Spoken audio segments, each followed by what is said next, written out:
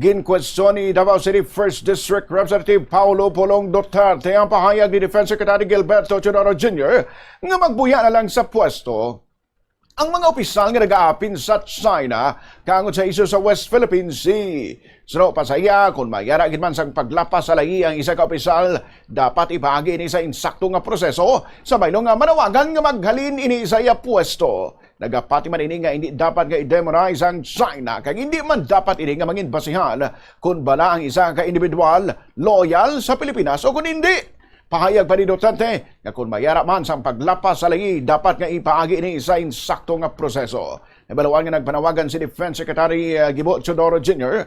sa mga opisyal sa gobyerno ilabi na sa mga gineleher sa publiko nga mag-resign na lang sa ilang posisyon kung magpabor ang mga ini sa China kung West Philippine Sea na ang pag-aistoryahan. Sunod kay Teodoro, responsibilidad sa mga opisyal sa gobyerno nga ipakigbato ang konstitusyon kag ang posisyon sang Pilipinas sa nasambit nga kadagatan.